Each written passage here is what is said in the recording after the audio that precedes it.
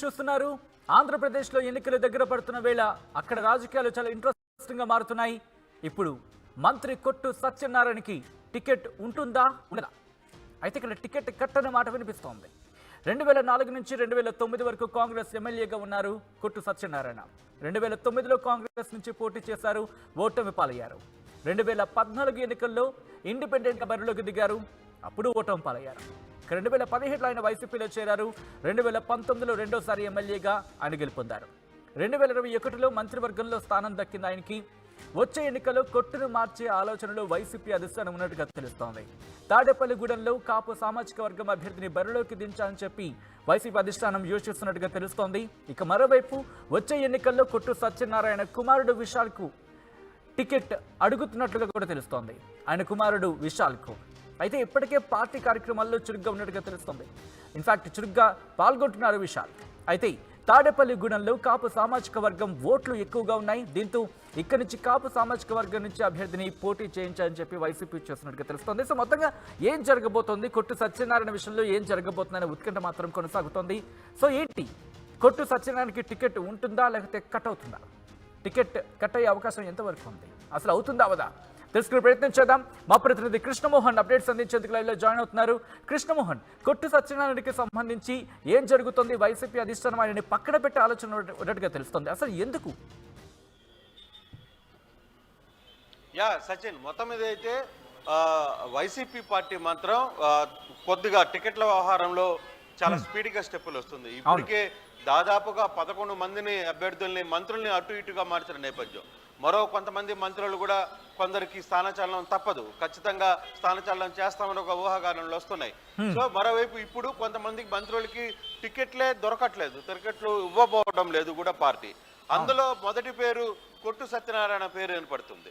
తాడేపల్లి గూడెం నుంచి ప్రాతినిధ్యం వహిస్తున్న ఈయన ఫస్ట్ 2004లో కాంగ్రెస్ నుంచి పోటీ చేశారు, అక్కడ ఎమ్మెల్యేగా గెలిచారు. 2009లో కూడా కాంగ్రెస్ నుంచి పోటీ చేశారు. 2014లో ఇండిపెండెంట్గా పోటీ చేశారు. 2018లో వైసీపీ నుంచి పోటీ చేశారు. వైసీపీ నుంచి పోటీ చేసిన తర్వాత సెకండ్ మినిస్టర్ల బర్త్లో మాత్రం కొట్టు సీటు కొట్టారు. ఇప్పుడు శాఖ మంత్రిగా పనిచేస్తున్నారు. అయితే ఇప్పుడు తాడేపల్లిగూడెం నుంచి కొట్టుకు ఎందుకు ఇవ్వబోవడం లేదు పార్టీ అనేది మీద ఒక పెద్ద చర్చ అయితే జరుగుతుంది. దాదాపుగా ఇతనికి టికెట్ లేదనే సమాచారం అయితే మనకు అందుతోంది. కారణం కూడా చాలా ఉన్నాయి. అయితే ఒకటి, కాపు సామాజిక వర్గానికి సంబంధించిన కొట్టు సత్యనారాయణని నిజంగా తాడేపల్లిగూడెంలో బలమైన సామాజిక వర్గంగా కాపు సామాజిక వర్గం ఉంటుంది.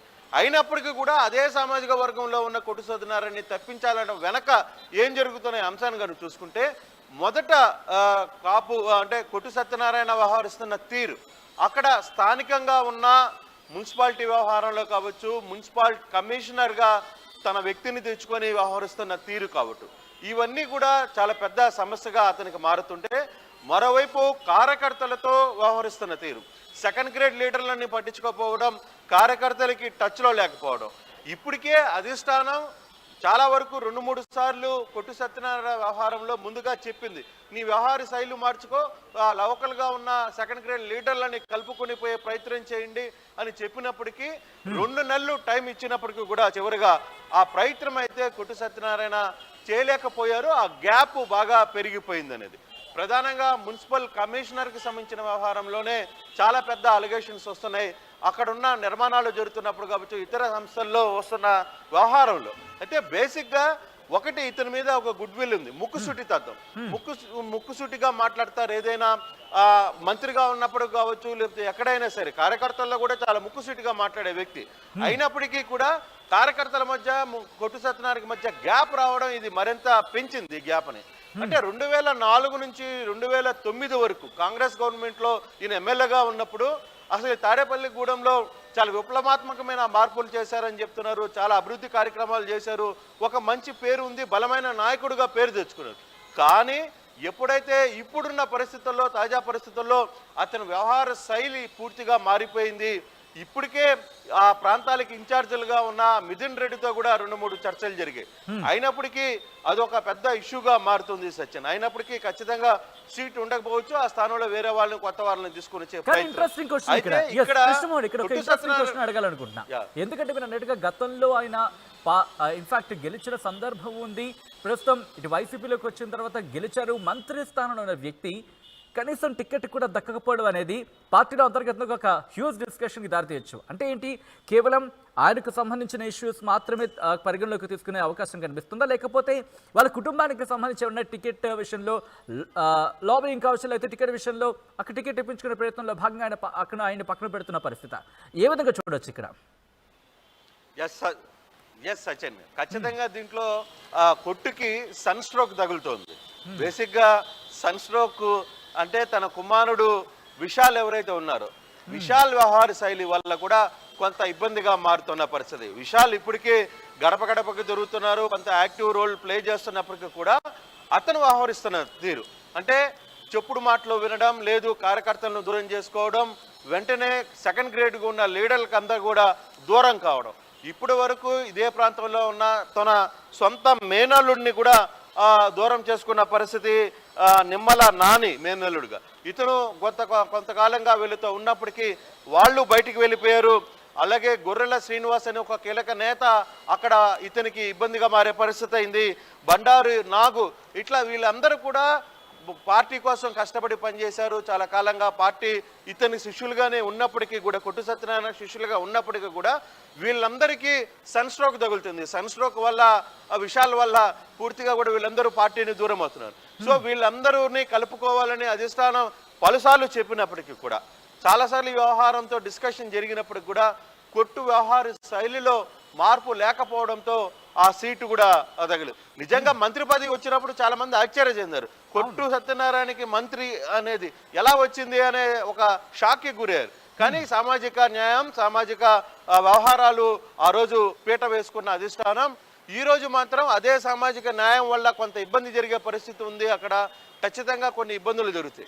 అవతల ఉన్న కొంతమంది జనసేన నేతలు కావచ్చు, టీడీపీ నుంచి ఉన్న నేతలు కావచ్చు, వీళ్ళందరూ కొంత బలమైన అదే సమాజానికి సంబంధించి బలంగా నేతలకు ఎదుగుతుంటే, ఇతను మాత్రం మొదటి నుంచి మంచి నేతగా, మంచి పట్టున్న నేతగా ఎదిగిన కొట్టు సత్యనారాయణ చివరికి దాని గ్రాఫ్ని కిందకి పడిపోయింది. సో దాంతో పార్టీ ఖచ్చితంగా ఈ స్థానం నుంచి మార్చే పరిస్థితికి అయితే వచ్చింది. దాంతో కొట్టు సత్యనారాయణ ఏమి చేయలేకపోతున్నారు అనేది తెలుస్తుంది. ఈ పరిణామాలకు తోడు రీసెంట్ గా దుర్గగుడి వ్యవహారంలో, ఎందుకంటే ఇన్ఫాక్ట్ దుర్గగుడి వ్యవహారంలో జరిగిన ఇష్యూస్ కూడా ఇప్పుడు పరిణామాలకు ఊతమిచ్చాయి, బలమిచ్చాయి అని అనుకోవచ్చా?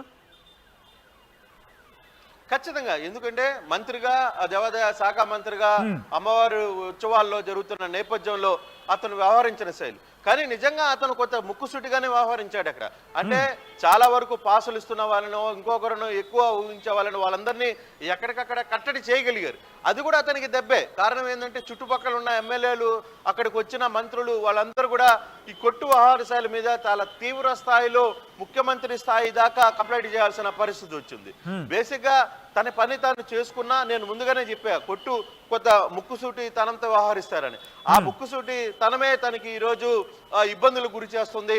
చుట్టూ ఉన్న వాళ్ళు, తర్వాత వీళ్ళందరూ కూడా ముఖ్యమంత్రి దాకా వెళ్ళి కంప్లైంట్లు వ్యవహరించడం, తర్వాత స్థానికంగా కొన్ని ఇష్యూస్ రావడం, స్థానికంగా విషయాలు వ్యవహరిస్తున్న శైలి కావచ్చు, తర్వాత వాళ్ళ చుట్టూ ఉన్న బంధువులు గ్రూపుగా గతంలో అందరూ కలిసి పనిచేసిన సెకండ్ గ్రేడ్ లీడర్లు అందరూ కూడా, తన మేనల్లుడు కావచ్చు, లేకపోతే నాగు కావచ్చు, తర్వాత కొంతమంది నేతలు కావచ్చు, వీళ్ళందరూ కూడా దూరం కావడం, ఇవన్నీ కూడా కొత్త కొట్టుకి ఇబ్బంది కలుగుతాయి.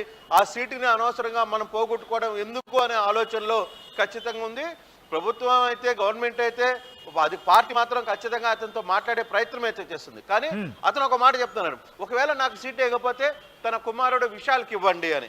సో ఇతను విశాల్కి ఇస్తే నేను అన్ని సెట్ చేసుకుంటానని, కానీ ఆ గ్యాప్ సెట్ అయ్యే పరిస్థితి కనపడ్డం లేదు. ఇప్పటికే ఈ వ్యవహారం మీద ప్రాంతానికి ఇన్ఛార్జీలుగా ఉన్న రీజనల్ కోఆర్డినేటర్గా ఉన్న మిథున్ రెడ్డితో కూడా చర్చలు జరుగుతున్నాయి. అయినప్పటికీ అది సఫలీకృతం కాలేదు అనే ఒక సమస్య అయితే గడుతుంది. సెకండ్ గ్రేడ్ లీడర్స్ మాత్రం కొట్టు సత్యనారాయణ ఉంటే మేము పార్టీకి సహకరించము అని చెప్తున్నారు. ఈ నేపథ్యంలోనే అధిష్టానం కూడా కొత్త వ్యక్తి కోసం వెతుకుతోంది. కొత్త వ్యక్తి కోసం వెతుకునే ప్రయత్నం చేస్తున్నప్పుడు అక్కడ ఈల నాని ఎవరైతే పిఆర్పీ నుంచి ఎమ్మెల్యేగా పోటీ చేసి గతంలో గెలిచారో అతన్ని తీసుకొని వస్తే ఎలా ఉంటుందని అతను కూడా కాపు సామాజిక వర్గం నుంచి. సో ఆ వ్యక్తిని ఇతని దగ్గర పెడితే సో ఇతర పార్టీలకి ధీటుగా ఇతను నిలబడగలడు. ఇతర పార్టీలో ఉన్న బొలినేని కావచ్చు, అంటే జనసేన నేతలు కావచ్చు, టీడీపీ నేతలు కావచ్చు, వీళ్ళందరూ కూడా ఇతని శిష్యరికంలోనే పెరిగిన వాళ్ళు కాబట్టి కొంత ఇతనికైతే ఈజీగా ఉంటుందనే ఒక ఆలోచనకి అధిష్టానం వచ్చినట్టుగా తెలుస్తుంది. కానీ ఇలా నానేది ఇంకా తర్జన భర్జనలు జరుగుతున్నాయి. అతన్ని వైసీపీలోకి తీసుకురావడానికి ప్రయత్నం అయితే అధిష్టానం చేస్తుంది.